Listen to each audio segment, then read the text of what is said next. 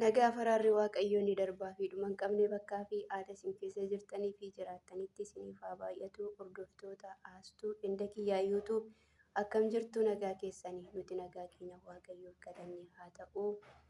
Obboloonni keenya musliimaa baga waaqayyo isin gargaaree xoomii hiikaadhaa isin ga'ee baga geessanii baga gammaddanii isiniin jechuun jaaladha. Warreen chaanaalii kanaaf haaraa taatan sabiskiraayib gochuudhaan maatii nu ta'a. Warreen maatii keenya taatan immoo laayik sheer gochuudhaan nu jajjabeessa.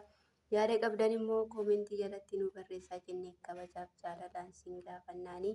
Obboleettii gofaanaa tapha gabaabaa wajjiniin taphanna jennee dhufne.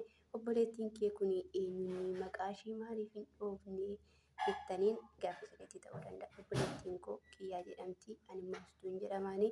Taphna wajjiniin taphannu daafuu jiraanii. Akkuma argaa jirtanii onqolaaliin jira, teepparweeriin jira.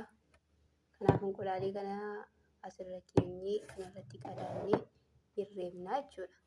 Abbaan harkatti cabe onqolaaliin kun harkatti cabe meekaappii haaraa faashinii dhufe kan zanaa godhee dibata.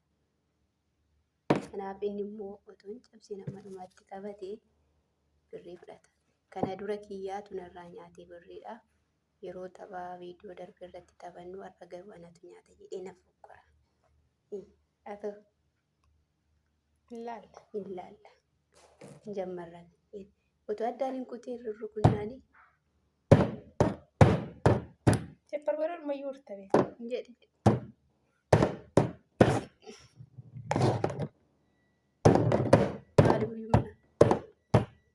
Maaliif rukutate?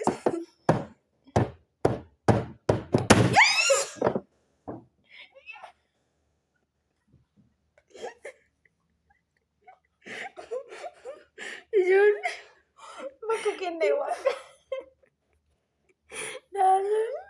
yerumatu dibata meekaappii.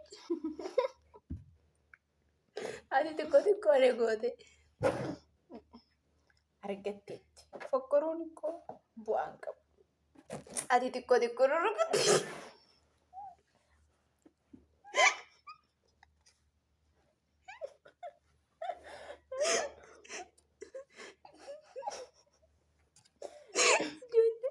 Guyyaa lama birrii fudhatti bareedu.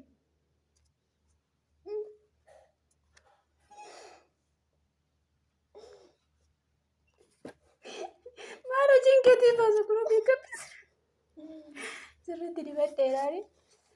Ati immoo onqolaalii xaladhe. Birrii argadhee jechuudha. Innaa fokkoruun bu'aan qabu. Yeroo tokko tokko yoo fokkoran hin dhabu. Naa bakka. Mataa kuusadhu.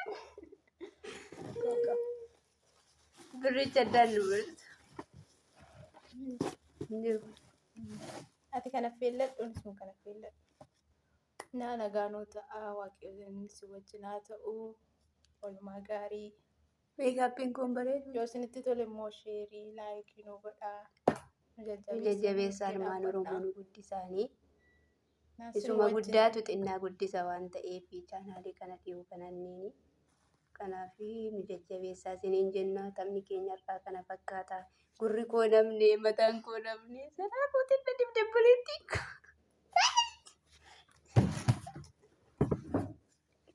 Maala namichi maali?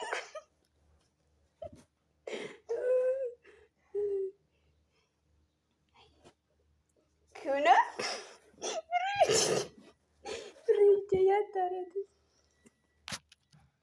birrii isaa argatteetti meekaappii sana dibdees dibatteetti. Kanaaf taphni keenya irraa kana fakkaata. Amma viidiyoo biraatiin walitti deebinutti nagaan nu tura. Waaqayyo si wajjiniin haa ta'u. Anaan kanatti laxxafamuu qaba ture. Maala namichi maal? Nagaan tura waaqayyo si wajjiniin haa ta'u. Baay'ee siin jaalannaa baay'ee siin kabajnaa nagaan.